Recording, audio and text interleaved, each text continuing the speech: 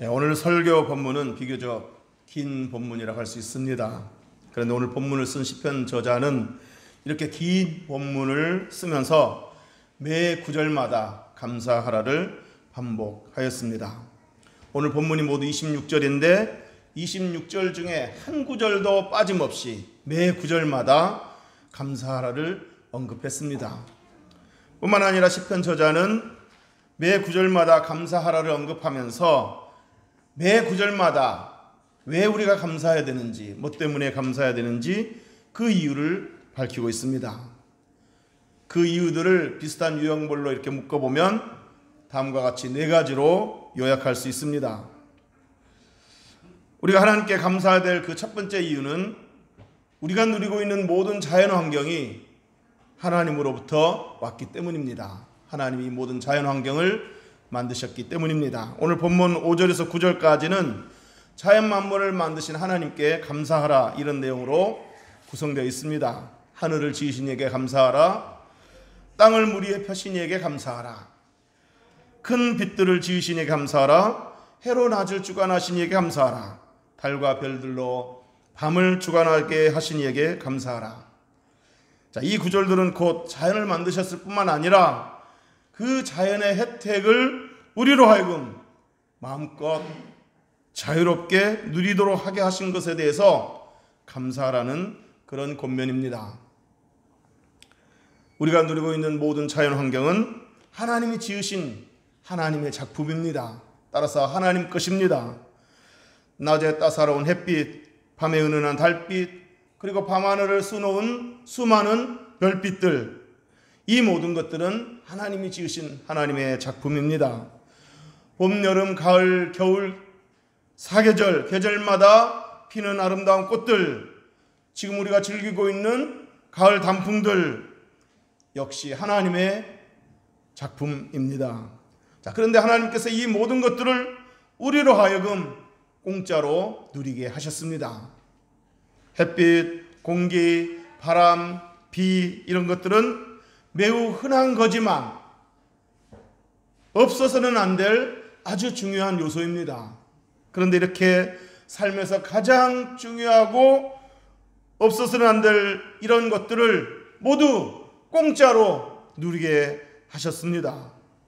그러므로 이 모든 것들을 누리게 하신 하나님께 감사하며 사는 저와 여러분이 되시기를 주의 이름으로 축복합니다.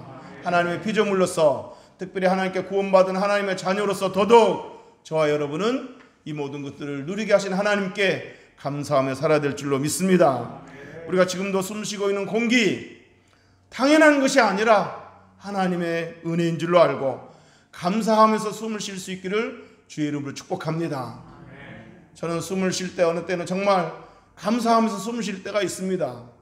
어떤 때는 가슴이 답답하고 이렇게 또 숨이 이렇게 원활하지 않을 때가 있습니다. 그때 이렇게 하나님께 기도하면서 또 이렇게 상태가 좋아지면서 숨을 이렇게 편안하게 쉴 때 얼마나 그 숨 쉬는 것이 감사한지 모릅니다. 지금 우리가 누리고 있는 가을 하늘, 가을 햇살, 가을 꽃들, 가을 단풍 당연한 것이 아니라 하나님 우리로 하여금 누리게 하신 하나님의 은혜인 줄 알고 감사하며 누릴 수 있게 되기를 주의 이름으로 축복합니다. 아름다운 꽃들을 보면서 따사로운 가을 햇살을 보면서 그 단풍을 즐기면서 하나님을 찬양하고 감사할 줄 알아야 됩니다. 자, 우리가 하나님께 감사해야 될 두 번째 이유는 하나님이 우리를 멍에와 속박에서 건지셨기 때문입니다. 10절에서 12절까지는 이스라엘을 애굽의 노예 생활에서 건지신 그 하나님께 감사하라는 내용으로 구성되어 있습니다. 애굽의 장자를 치신 이에게 감사하라, 이스라엘을 그들 중에서 인도하여 내신 이에게 감사하라, 강한 손과 펴신 팔로 인도하여 내신 이에게 감사하라. 자, 이것은 하나님 애굽에서 노예 생활을 하는 이스라엘 백성들의 고통을 보시고 불쌍히 여기사 모세를 시켜 애굽 왕에게 명령하게 하심으로 이스라엘 백성들을 애굽에서 구원하게 하신 내용들로 구성되어 있고 그것에 대해서 감사라는 것입니다. 하나님 모세를 시켜 애굽 왕에게 이렇게 명령하게 했습니다. 내 백성 이스라엘을 보내라. 애굽의 노예 생활을 청산하게 하고 애굽에서 내보내라, 출애굽시키라 라고 명령하게 했습니다. 하지만 애굽 왕이 순순히 이스라엘 백성들을 내보내지 않았습니다. 그래서 하나님께서 강한 손과 표심팔로 애굽의 재앙을 내리셨습니다. 자, 그래도 애굽 왕이 계속해서 고집을 피우고 이스라엘 백성들을 내놓기를 거부하자 하나님께서 최후 수단으로 애굽의 장자를 치셨습니다. 그제서야 애굽 왕이 항복하고 이스라엘 백성들을 내보냈습니다. 시편 기자는 지금 이스라엘 백성들로 하여금 과거에 이스라엘 애굽에서 노예 생활을 했던 그 사실을 상기시키면서 그 애굽의 지긋지긋한 노예 생활에서 해방된 그 사실을 상기시키면서 이건 전적으로 하나님의 은혜였다, 하나님 하신 일이었다라고 말하면서 하나님께 감사하라고 권면하고 있습니다. 그렇다면 오늘날 저와 여러분도 하나님을 찬양하고 하나님께 감사해야 될 이유가 있습니다. 그건 바로 하나님이 저와 여러분을 죄의 무거운 멍에와 사탄의 무서운 속박에서 건지셨기 때문입니다. 마치 하나님께서 이스라엘 백성들을 애굽의 노예 생활에서 건지시기 위하여 애굽의 장자를 치셨듯이 저와 여러분을 사탄에게서 종로로 타는 데서 건지시기 위하여 사탄의 머리를 치셨기 때문입니다. 애굽의 장자를 치셨듯이 사탄의 머리를 치셨습니다. 언제 어떻게 사탄의 머리를 치셨습니까?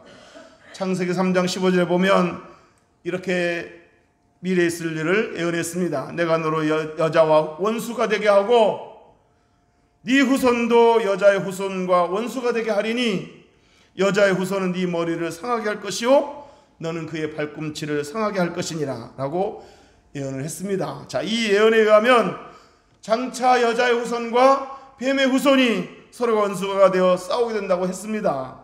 여기서 여자의 후손은 동정녀 마리아에게 태어나실 하나님 아들 예수 그리스도를 가리킵니다.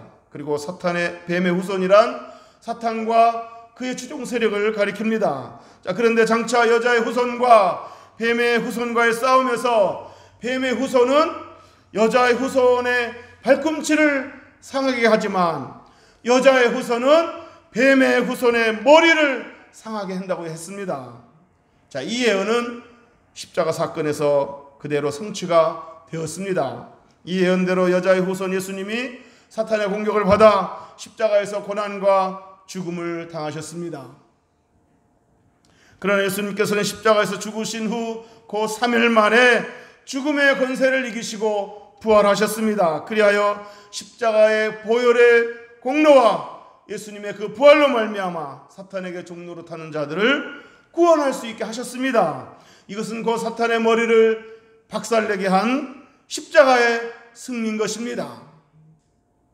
그러므로 여러분, 오늘 본문을 쓴 시편 기자가 이스라엘 백성들에게 권면하기를 하나님이 너희 이스라엘을 애굽의 노예 생활에서 건지시기 위하여 애굽의 장자를 치셨다는 사실을 기억하고 하나님께 감사하라고 권면했다면 오늘날 저와 여러분을 사탄에게 종로로 타는 데서 건지시기 위하여 하나님이 자기 아들 예수 그리스도로 하여금 십자가를 지게 하시고 십자가에서 죽게 하시고 그러나 그 3일 만에 부활하게 하심으로 사탄의 머리를 박살내셨다는 사실을 기억하고 하나님께 감사해야 될 줄로 믿습니다. 무거운 죄의 멍에와 무서운 사탄의 속박에서 건지신 구원의 하나님께 날마다 감사하는 저와 여러분 되시기를 주의 이름으로 축복합니다.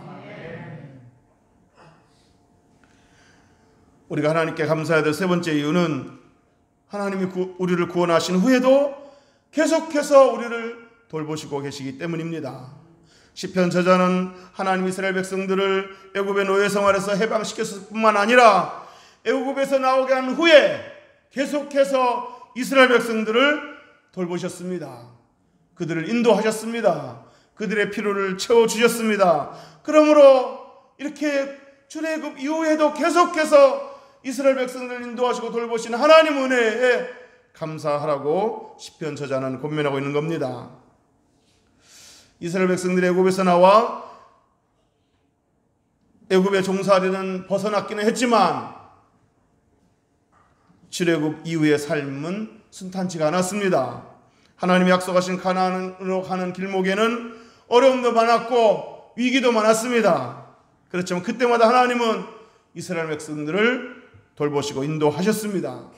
애굽에서 나오자마자 앞에는 홍해가 넘실거리고 뒤에는 애굽 군사들이 추격해오고 있을 때 하나님 홍해를 갈라놓아 위기에서 모면하게 하셨습니다.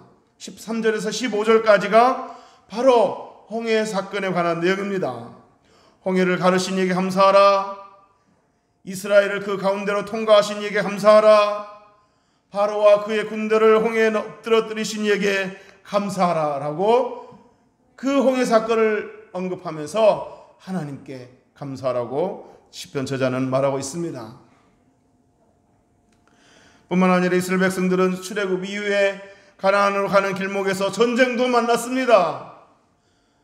여러 왕들이 이스라엘의 그 행진을 가로막고 전쟁을 일으켰을 때 하나님은 그 전쟁에서 이기게 하셨습니다. 17절에서 20절까지가 바로 그런 내용입니다. 큰 왕들을 치신 이에게 감사하라. 유명한 왕들을 죽이신 이에게 감사하라. 아모리네 왕 시온을 죽이신 이에게 감사하라. 바산 왕 옥을 죽이신 이에게 감사하라. 이렇게 전쟁을 만났을 때 수적으로나 여러 가지 면으로 봤을 때 불리한 위치에 있었지만 도저히 그 전쟁에서 이길 수 없었지만 하나님의 그 간섭과 도우심으로 그 전쟁을 이기게 하신 그것들을 언급하면서 하나님께 감사하라고 권면을 했습니다.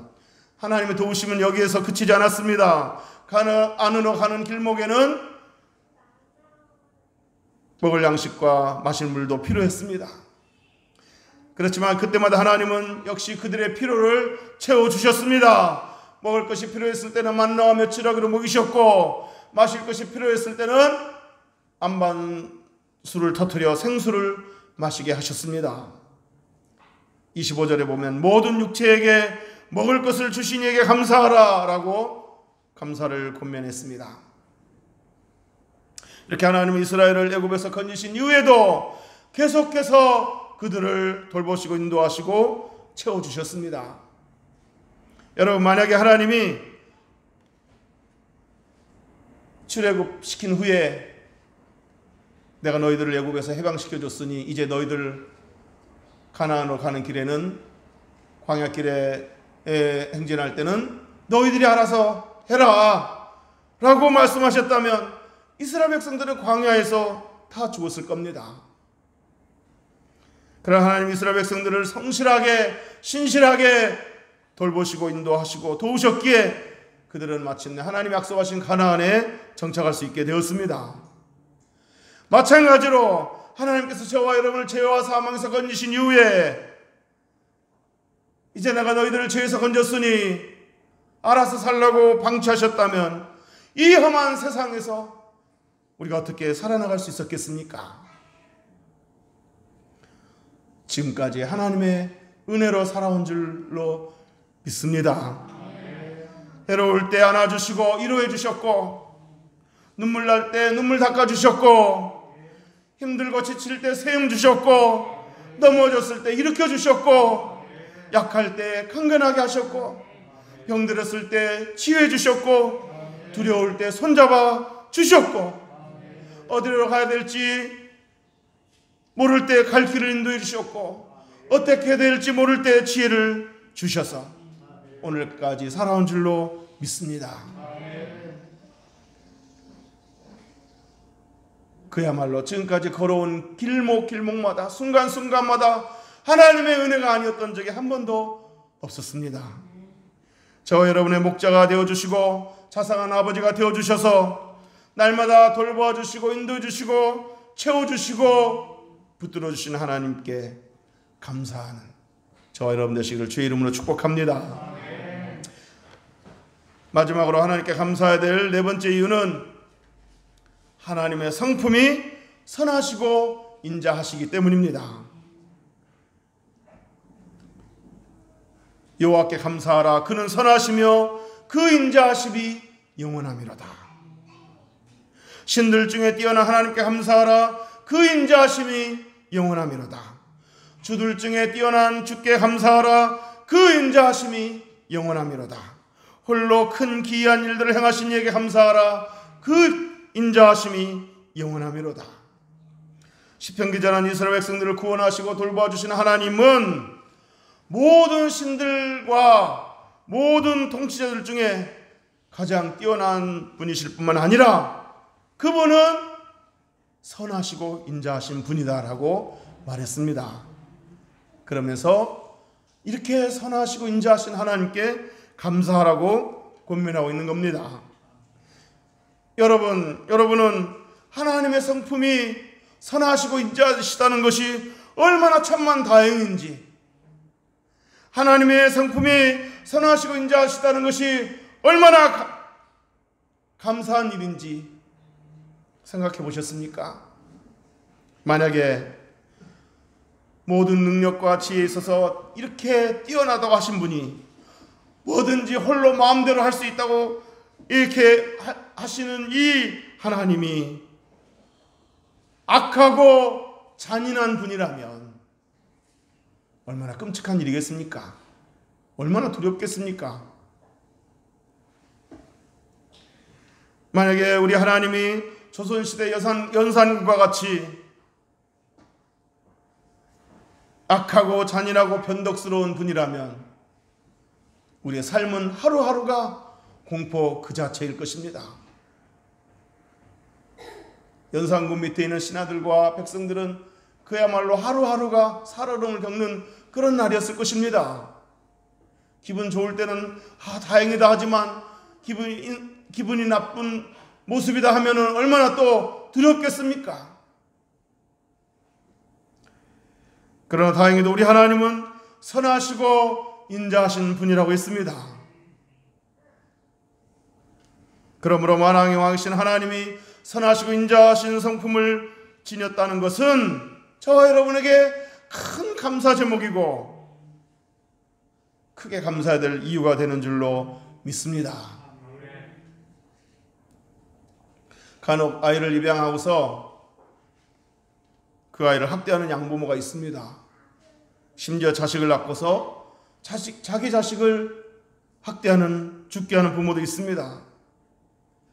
만약에 한 아이가 양부모든 친부모든 그 부모가 성격이 거칠고 난폭하고 변덕스럽기가 그지없고 그런 부모였고 그런 부모 밑에서 살고 있다면 그 아이는 하루하루 사는 것이 지옥일 것입니다. 그러나 다행히도 하늘에 계신 우리 아버지는 선하시고 인자하신 분이라고 했습니다. 그러므로 저와 여러분을 예수 그리스도의 보배로운 피로 아들과 딸로 이렇게 입양하신, 우리를 구원하실 뿐만 아니라 구원하는 것에 그치지 않고 그냥 죄에서 구원하신 것만도 감사한데 구원하신 것에 그치지 않고 우리를 아들과 딸로 입양을 하셨습니다. 그런데 그렇게 입양하신 우리 하나님 아버지가 선하시고 인자하시다는 것은 정말 큰 감사 제목이고 매일 감사해야 될 이유인 줄로 믿고 감사하며 살기를 주의 이름으로 축복합니다. 앞서 설교 서두에서 말씀드렸듯이 시편 기자는 매 구절마다 하나님께 감사하라고 했습니다. 그런데 매 구절마다 하나님 인자하심을 또 언급했습니다. 매 구절마다 감사하라고 하면서 매 구절마다 그 인자하심이 영원함이로다 라고 반복했습니다. 애굽의 장자를 치시고 애굽의 노예 생활에서 건지신 하나님은 그 인자하심이 영원하다고 그랬고, 홍해바다 위기에서 건지신 하나님은 그 인자하심이 영원하다고 했고, 전쟁에 승리하게 하신 하나님은 그 인자하심이 영원하다고 했고, 광야에서 먹을 것을 주신 하나님은 그 인자하심이 영원하다고 했습니다. 시편 저자가 뭘 말하고 싶어 하는 거겠습니까? 그건 바로 하나님이 이스라엘 백성들을 애굽에서 건지신 이유가, 그리고 출애굽 이후에 계속해서 돌보시고 인도하신 그 이유가 이스라엘 백성들이 하나님의 은혜를 입을 만한 그런 어떤 자격이 있었기 때문이 아니라 이건 순전히 전적으로 하나님의 선하심과 인자하심 때문이었다는 것을 강조하고 있는 겁니다.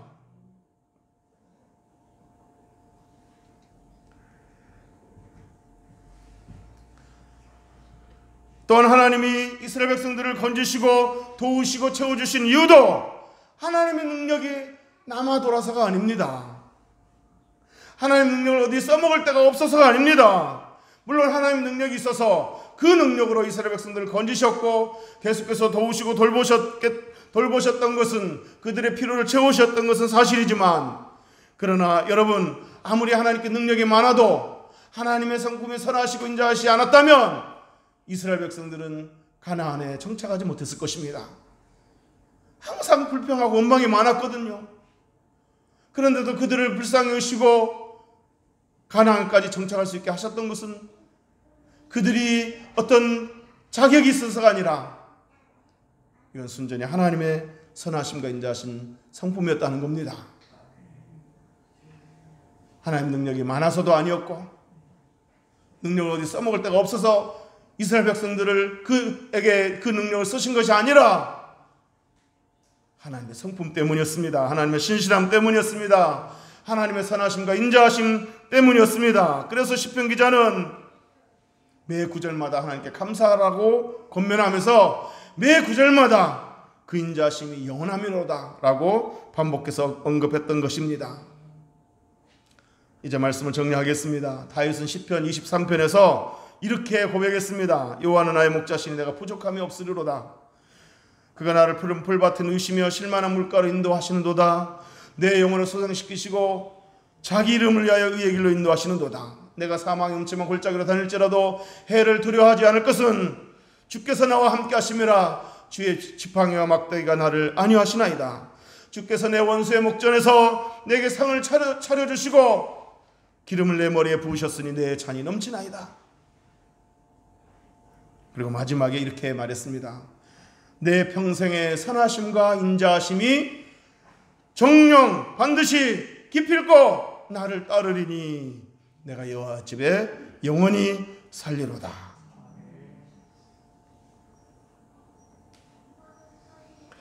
자, 이 시편 23편을 피터슨이라는 사람이 가사화하고 스미스라는 사람이 이 곡을 만들었습니다. 고전 복음성가인데, 나는 길 잃은 나그네였네. 재중에 헤매이는데 사랑의 왕 내 목자 예수 나를 집으로 인도하네. 진실로 선함과 인자하심이 그 인자하심이 날마다 함께 하시리라. 진실로 선함과 그 인자하심이 날마다 함께 하시리라. 2절은 이렇습니다. 나의 영혼이 피곤할 때에 날 붙들어 힘주시며 날 위로해 주시는 예수